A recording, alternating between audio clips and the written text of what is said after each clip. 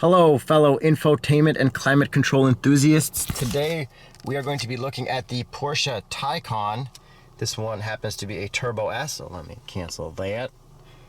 So we've got the newer style Porsche infotainment screen right here, with the bottom screen, everything being touch, and then we also have this cool gauge cluster that has some buttons on the side. So we're gonna go into a deep dive about everything, all the settings, all the menus, and everything you can do with it. So I guess let's start with the home screen. You know, you click home,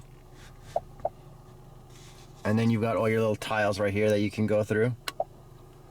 Then if you click here again, then I guess you get like your widget view.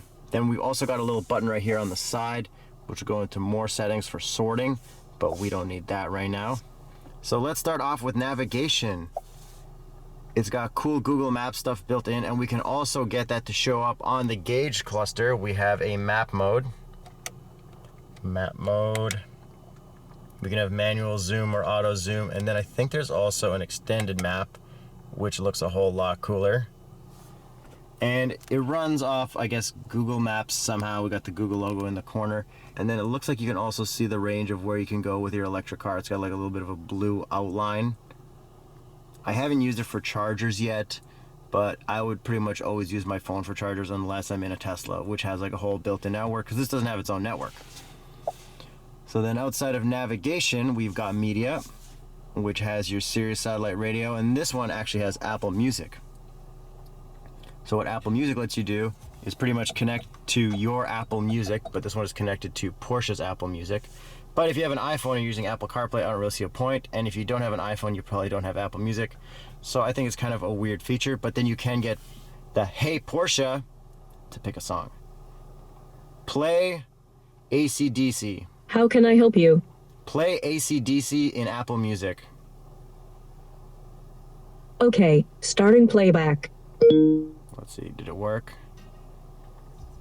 Okay, hold on. Hey Porsche, play AC/DC in Apple Music. Okay, starting playback. Okay, so it's obviously not working right now. That's fine. A lot of computers never work anyways. Then if we click here, we can see everything else we have. We have normal radio, online radio, Sirius XM, which is obviously my favorite. Let me just turn down the volume. And you can, put stuff in your favorites here. But what really sucks is, check this out. If I click to the right, say I want to make channel 70 my favorite, then I need to make it my favorite and then wait a while because it blocks it to change it to the next station. See? Like, there we go. And then touching these things is really difficult because your finger's right along the bottom. I don't really like the setup, but I kind of get it. It's not the end of the world, but whatever. Then we can rewind with this one right here, but we can't toggle through our favorites with our shortcut key or our shortcut key on the steering wheel here. Because if we go to, let's see, settings,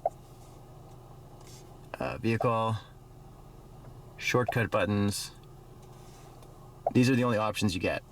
No function, previous station, next station, switch map, electric sound, parking, home link. So you can't actually toggle your favorites. So say you've got like the best 5 stations set up, say 50s, 60s, 70s, and 80s, right? And you want to be able to just toggle through only of those. You can't because there's no toggle through favorites in Porsche. I've been trying to talk to an engineer to get that figured out. It's been a lot of car reviews, nobody's answered back. I'm trying my best. Hopefully we get that one of these years. So that's pretty much it with music. The only other cool thing is to turn up the volume. We've got this screen right here, so we can click up or down, or we can use 2 fingers to slide up or down, and that'll also, sorry, I was using my left hand for this, turn up and down the volume. Okay, back to home screen. Music is done. Phone, if we've got Apple CarPlay, we'll hook that up. I'll hook that up right after this. And then we've got settings, and the cool thing is these buttons up here are also right up here. Oh. Why aren't they up there right now? Maybe because I'm in my climate? Alright, phone is plugged in. Okay, we've got Apple CarPlay right here now, which is nice. It's the full widescreen one, where we'll have our Apple Music as well, obviously, because it is an iPhone. And then we got our maps to go all the way across. Then, let's see, why isn't this showing up here? Maybe I need to be out of climate mode. Anyways, if I figure that out, I'll let you guys know. Charging, you can set up all your charging times, timer, overview, profiles. I think you can do that through the app as well, but we don't have these cars long enough to really test all that stuff out. Climate, your climate control, which is also this setting up here. So say you want to adjust these vents. You can't actually physically adjust them. You have to point them with this to see where they want to go, which is super annoying. So I might as well just keep it on auto and never touch anything. But, cool gimmicks. People like that stuff.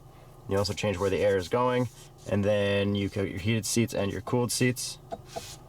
You can also sync up your temperatures.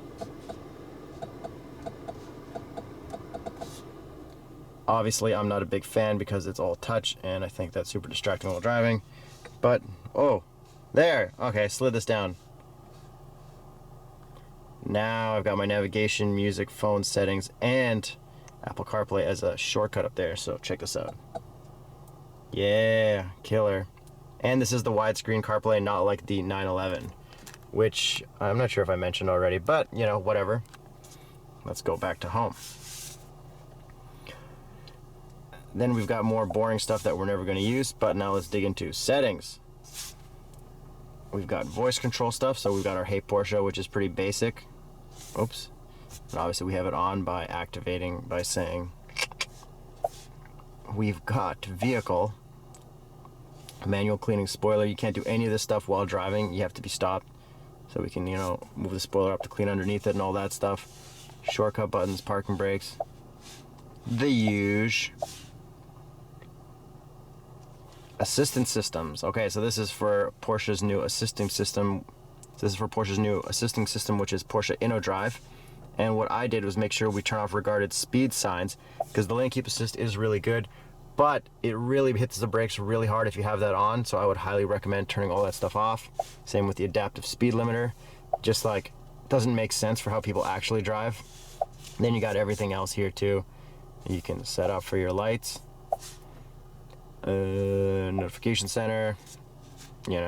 If something goes wrong with your car, it'll show up right here as a warning. So that's, I guess, nice to have. Then what I really like is we have privacy in Porsche Connect. So you need to log into your account to get full access to everything. But if you turn on private mode, then it doesn't talk to your Porsche head office anymore. And then you can actually enjoy the car without feel like you're being tracked by everyone. So see, now, then you lose all your internet and everything. So that is nice to have in case you don't want to be tracked the whole time, because you can't have speed warnings show up to your phone and all that stuff, which is kind of super creepy if you ask me. And there's also a way to turn off the Porsche Wi-Fi hotspot in here, but I'll be damned, I've been looking for 20 minutes and I can't figure out how to do it again. Jacob found it earlier. I'm sorry, it's a really weird system and I just can't figure it out. And then if we move down to our car settings, then we've got our drive modes. We can change everything pretty easy. We've got the drive mode button right here, which will toggle all of them in the way they're automatically set up. So we got range, normal, sport, sport plus, and then individual. There's electric sports sound that is not on by default in, I guess I've turned it on all of them since I've gotten in here. It's really cool. It makes cool whoop, whoop, whoop sounds. And then there's a recuperating accelerator, which isn't always on, but you can turn that on by clicking this button here on the steering wheel. And then you get a little sign right there for that, and you can just turn it back off if you'd like. And if we go to assist, then, we got all our lane keep assist stuff that we can turn off. Trip, it's trip, but you can also set up your trip in here if we click this button and go down to power meter, click on the right, slide down to trip, and then once we're at trip, we can click again to see which trip we would like. Then we've got comfort. So ambient light, it's pretty all right here. Driver's seat, passenger seat, all that stuff. Pretty basic, but that's where you'd find it. And then there's also the more vehicle settings if you click these three dots to get other stuff that might not show up right away. And if we go to notifications, you're not going to get anything because this car is running fine. Now if we move down to the bottom screen again, okay, so we had the climate control stuff. That was pretty straightforward. Then what we also have is this button right here, which will throw up your parking assist 360 camera. So let's start that up. All right, as you can see, pretty good quality 360 camera. Like, look at all that. But it's kind of like really warpy in the corners. And when you turn the wheel, oh, maybe I need to be in reverse. The camera also turns. But like, look how warpy all this stuff is. But the beeping is good when you need to find something. But what does suck, put that in park. Push the button again. Say I want to see where my wheels are so I don't scratch them while parallel parking. If I click this button here, it throws up this augmented reality thing. But like, look at this blur here. I don't really know where the blur is and where the wheel is. I would love an actual camera. This one here also doesn't show. It just kind of changes the way it looks. So it's scary because you don't want to wreck these wheels because they're super expensive. You know, reverse camera. Let's see, what's this down here? We can spin it around. But even then, like, to touch this button, you know, you got to slide your finger and like try to hit that. If you got fat fingers, good luck, buddy. And I'll put it in drive because you can't turn the wheel while it's in park. Let me just spend one more minute on this gauge cluster screen. So here we've got this button to go through whatever the yellow is on. That will change. So we can change our mode from the middle. Map, extended map, already showed you reduced. Obviously I think that looks great. But say we don't want reduced. Let's go up to power meter. So on the right we can have, well, I gotta go back, oops. Okay, back to synths. I can scroll up and this gives me my navigation, sport, chrono, trip, drive mode, media, information. And then inside these, usually you can click and do something. Let's get up to sport, chrono. So if I click, then you know, you can do your options there. If I click this button again, we'll go to the left one. So I can have my speed, G-force, see where all the power is going to which wheels. Tire info. Uh-oh. Back to here. And it's pretty cool. Pretty much anything you go to, if you click down, it'll give you the option to do something else. I like to keep it on assistance system because, you know, then I can see what the lane keeps doing.